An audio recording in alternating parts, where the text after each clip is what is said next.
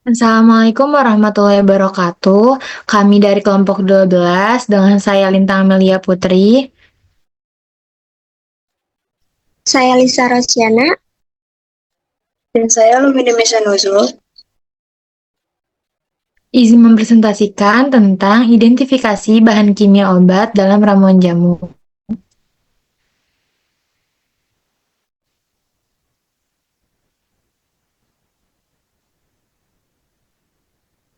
Yang dimana terdapat sistematika uraian. Yang pertama, pendahuluan. Yang kedua, jenis-jenis. Yang ketiga, peraturan. Yang keempat, metode penelitian. Yang kelima, analisis BKO pada jamu. Yang keenam, contoh obat. Yang ketujuh, efek samping. Yang kedelapan, ciri-ciri jamu yang mengandung BKO. Yang kesembilan, contoh produk obat tradisional yang mengandung BKO. Dan yang terakhir, kesimpulan.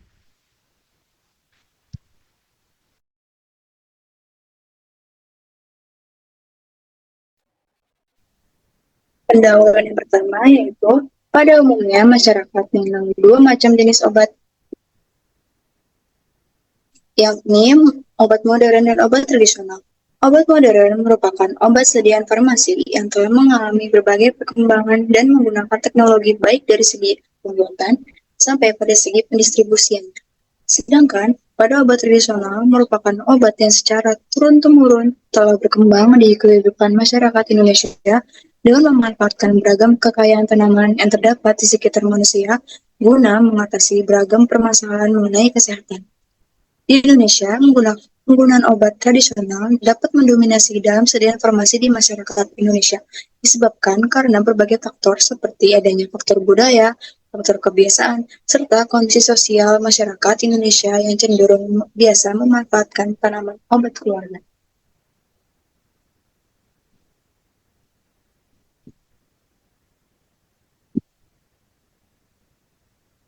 Bagi masyarakat sendiri, obat tradisional yang bagus yaitu yang memberikan reaksi cepat dengan harga terjangkau. Namun, faktanya, obat tradisional membutuhkan waktu yang lebih lama untuk memberikan efek kerja dibandingkan obat kimia. Namun, masyarakat Indonesia menginginkan obat tradisional yang berefek chestbang, yaitu jika khasiat obat tradisional chestbang dalam sekali pakai, maka perlu diwaspadai kemungkinan ditambahkannya bahan kimia obat atau BKO. Obat tradisional diproses secara modern sering menimbulkan masalah bagi konsumen. Produsen yang menambahkan bahan berbahaya atau bahan kimia obat, bukan berarti obat tradisional yang diproses oleh industri rumahan terbebas dari hal tersebut. Oleh karena itu, masyarakat harus lebih berhati-hati dalam memilih obat tradisional, termasuk herbal, baik yang dibuat oleh industri rumah tangga atau dikemas secara modern.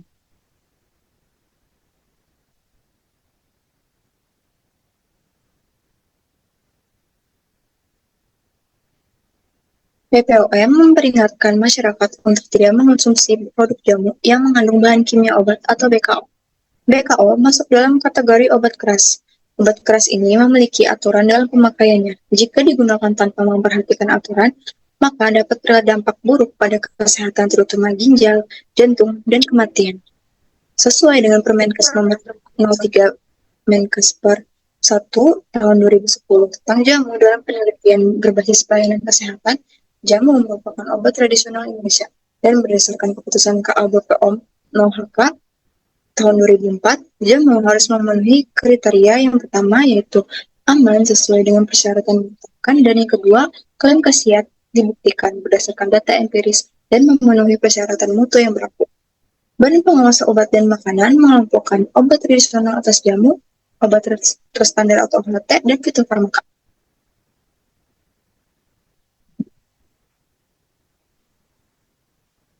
Kita lanjut ke jenis-jenisnya.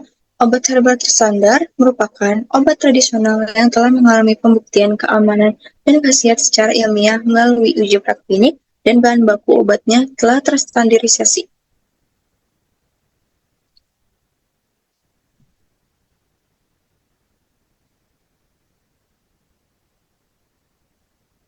Jenis yang kedua yaitu jamu. Jamu merupakan salah satu minuman kesehatan tradisional yang masih eksis sampai saat ini.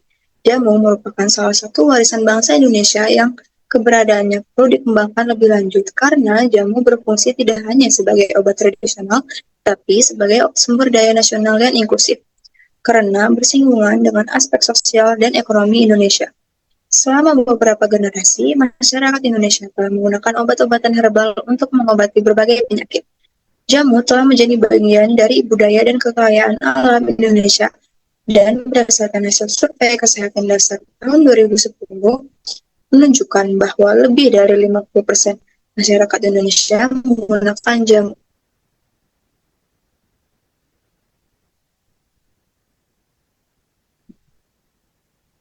Jamu bisa menjadi salah satu cara untuk memperkuat sistem kekebalan tubuh.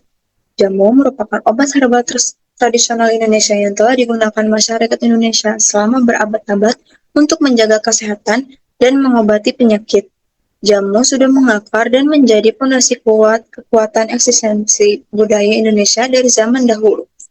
Warisan resep jamu tradisional telah dimiliki oleh masyarakat dari seluruh daerah di Indonesia yang menjadi kunci masyarakat dalam melakukan pengobatan.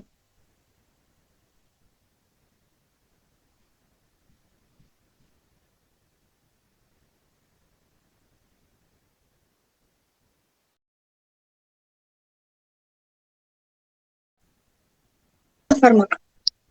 Fitofarmaka merupakan obat tradisional yang telah terbukti keamanannya dan khasiatnya secara ilmiah, dari proses penelitian praklinik sampai uji klinik pada manusia. Bahan baku dan produk jadi telah terstandarisasi. Berdasarkan persyaratan obat tradisional, tidak boleh mengandung bahan kimia obat sama sekali. Fitofarmaka terbuat dari bahan tanaman yang telah terbukti memiliki manfaat medis seperti ekstrak, bubuk, atau bagian tanaman lainnya.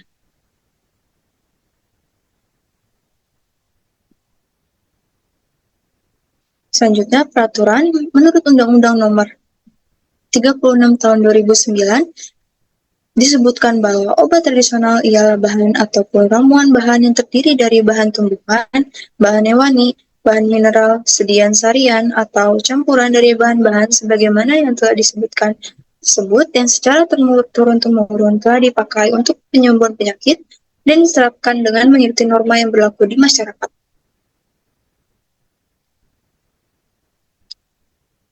Peraturan selanjutnya, pemerintah mengeluarkan Permenkes Nomor 7 Tahun 2012 tentang produk obat tradisional yang beredar di wilayah Indonesia wajib memiliki izin edar dan harus memenuhi kriteria, yaitu menggunakan bahan yang memenuhi persyaratan keamanan dan mutu, memenuhi persyaratan Farmakope Herbal Indonesia, berkhasiat secara empiris, turun-temurun, dan atau secara ilmiah.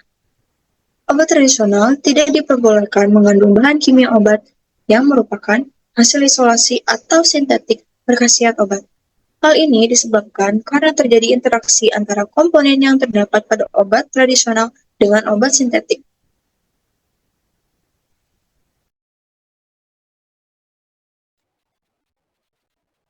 Selanjutnya, ada metode penelitian di mana alat untuk digunakan menganalisis data bergantung pada jenis data dan metode analisis yang digunakan.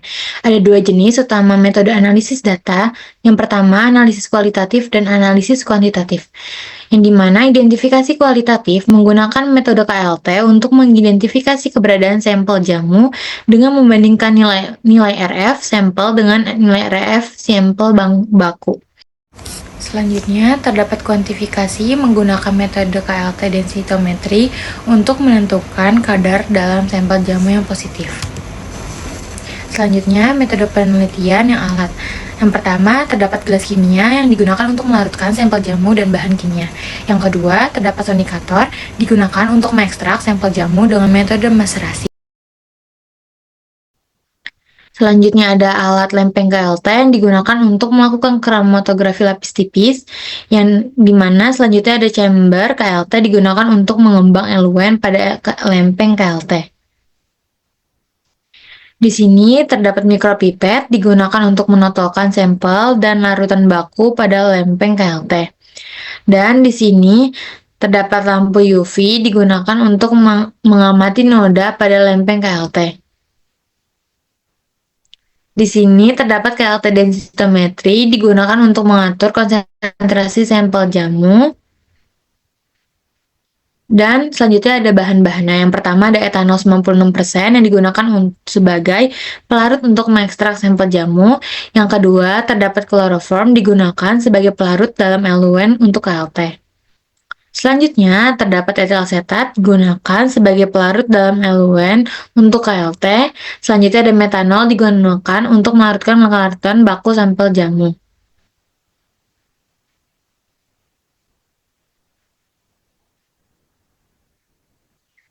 Yang dimana selanjutnya analisis BKO pada jamu.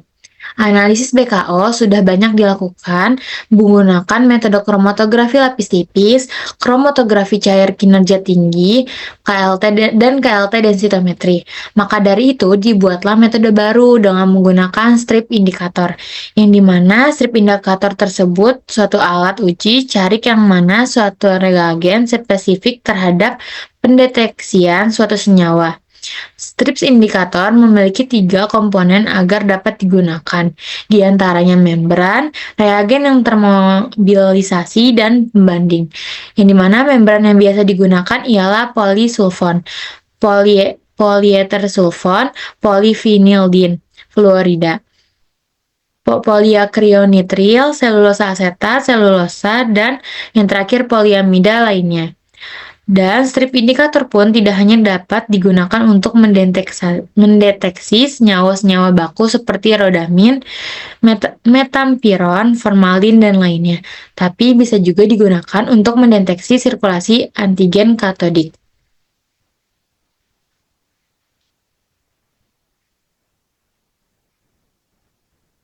Selanjutnya, analisis BKO pada jamu. Beberapa penelitian untuk analisis kuantitatif bahan kimia obat dalam jamu menggunakan kromatografi cair tinggi, atau yang disebut KCKT, atau yang biasa dikenal dengan sebutan High Performance Liquid Chromatography, atau HPLC.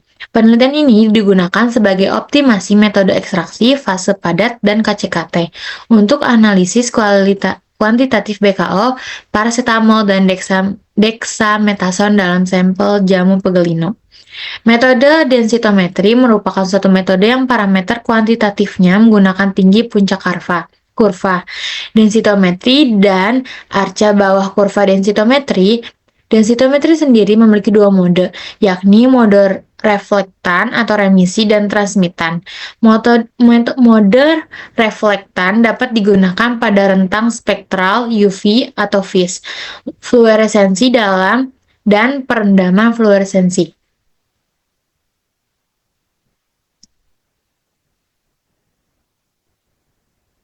Selanjutnya, metode pemisahan pada kromatografi merupakan aspek penting dalam bidang analisis karena sampel yang akan digunakan memiliki campuran dari berbagai senyawa. Kromatografi adalah teknik pemisahan campuran didasarkan atas perbedaan distribusi dari komponen-komponen campuran tersebut di antara 2 fase, yaitu fase diam atau padat atau cair dan fase gerak cair atau gas, yang menyebabkan terjadinya perbedaan migrasi dari masing-masing komponen. Selanjutnya, terdapat fase stasioner atau fase diam, yang digunakan untuk KLT merupakan agen penyerap mikropartikel dengan diameter di antara 10 dan 30 mm. Semakin kecil ukuran partikel dan semakin sempit jarak antar partikel, semakin bagus pula proses kromatografi dalam hal efisiensi dan resolusinya.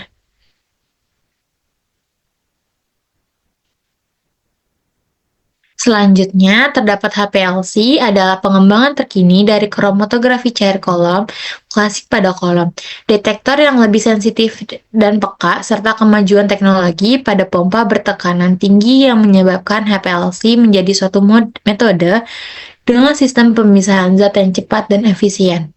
Selanjutnya, fase stasioner atau fase diam yang digunakan untuk KLT merupakan agen penyerap mikropartikel dengan diameter di antara 10 dan 30 mm. Semakin kecil ukuran partikel dan semakin sempit jarak antar partikel, semakin bagus pula proses kromatografi dalam hal efisiensi resolusinya.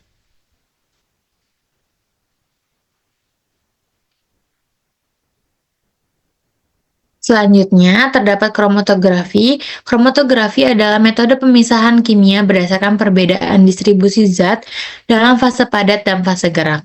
Selanjutnya, tujuan kromatografi biasanya untuk memisahkan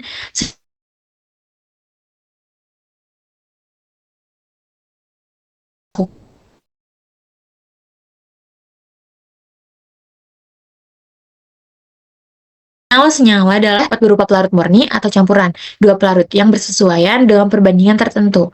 Kromatografi kolom menggunakan fase diam silika gel dengan ukuran 70–230 mes. Sedangkan fase geraknya adalah merupakan fase dari beberapa pelarut organik, yaitu bersifat nonpolar, semipolar, dan polar.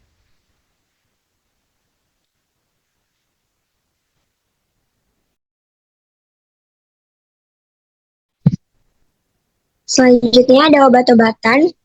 Klaim kegunaan obat tradisional dan ada BKO yang sering ditambahkan, yaitu pada obat pegelinu, encok, atau rematik. BKO yang sering ditambahkan yaitu phenylbutazon, antalgin, dan diklofenak sodium.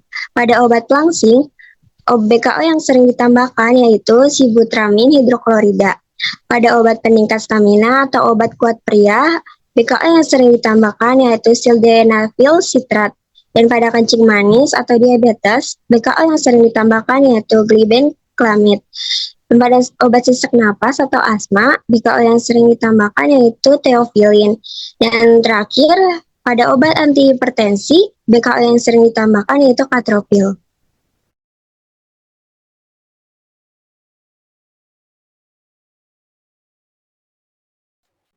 Selanjutnya, efek samping BKO yang sering dicampurkan ke dalam obat tradisional dan bahayanya adalah sebagai berikut. Contohnya ini ada phenylbutazon, efek sampingnya timbul rasa tidak nyaman pada saluran cerna, mual, diare, kadang pendarahan, dan tukak. Reaksi hipersensitivitas, terutama angio, edema, dan bronkospasmia. Selanjutnya sakit kepala, pusing, vertigo, gangguan pendengaran, fotosinfitas, dan hematuria. Selanjutnya, contoh pada dexamethasone, efek sampingnya adalah glukokortikoid, meliputi diabetes dan osteoporosis yang berbahaya bagi usia lanjut. Dapat terjadi gangguan mental, euforia, dan myogopas. Pada anak-anak, kortikosteroid dapat menimbulkan gangguan pertumbuhan, sedangkan pada wanita hamil dapat mempengaruhi pertumbuhan adrenal anak. Dan mineraloid adalah hipertensi, pretensi, natrium, dan cairan, serta hipoklamelia.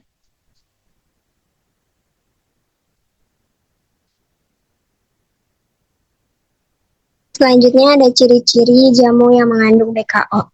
Yang pertama ada klaim berlebihan dan efek instan. Klaim berlebihan ini merupakan strategi marketing yang salah. Selain itu, menawarkan efek instan yang berlangsung terasa dalam hitungan jam atau hari. Contohnya, dapat menaikkan berat badan 10 kilo dalam 5 hari. Yang kedua, identitas produk meragukan. Nomor batch, nama prosedur, produsen, dan tanggal kadaluarsa tidak jelas, atau nama batch dan tanggal kadaluarsa tidak di print coding. Yang selanjutnya, yang terakhir, ini ada nama dan gambar vulgar. Produk menggunakan nama atau membuat gambar vulgar dalam kemasan, seperti contoh pada gambar.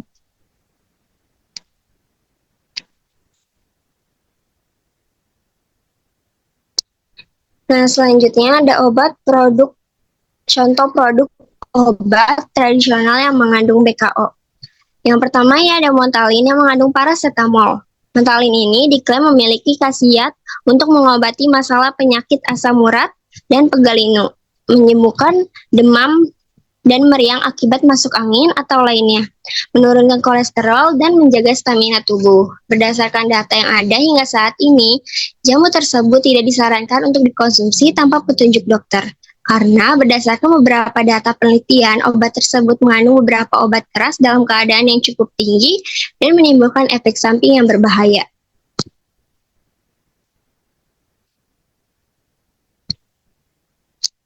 Contoh yang kedua ini ada obat watong yang mengandung fenilbutason. Watong ini merupakan obat jamu yang memiliki khasiat mengobati pegal linu, asam urat, sakit pinggang, pundak dan leher terasa kaku, dan sakit kaki hingga tangan kesemutan.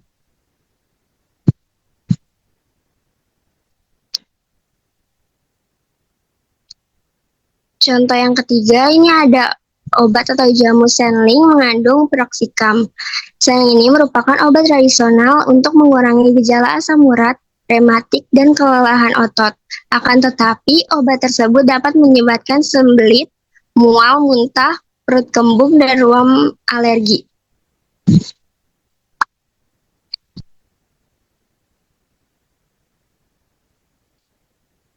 Contoh yang terakhir ini ada obat tawon liar yang mengandung meloxicam.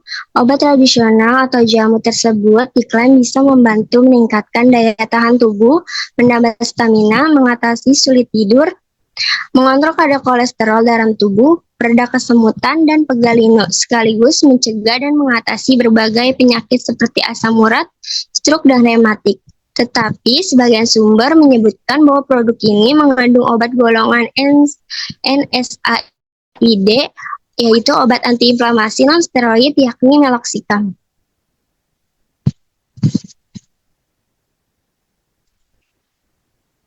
Masuk ke kesimpulan, jadi pencampuran BKO dalam produk jamu itu dilarang. Penggunaan BKO secara rutin bisa menimbulkan dampak buruk bagi kesehatan. Apabila masyarakat mengkonsumsi obat tradisional atau jamu yang mengandung BKO tersebut akan mengalami resiko gangguan kesehatan serius, terutama pada lambung, jantung, dan hati.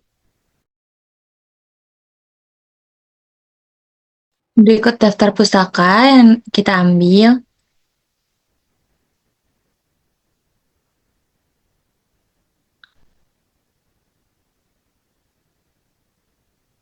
Sekian dari kelompok 12, terima kasih.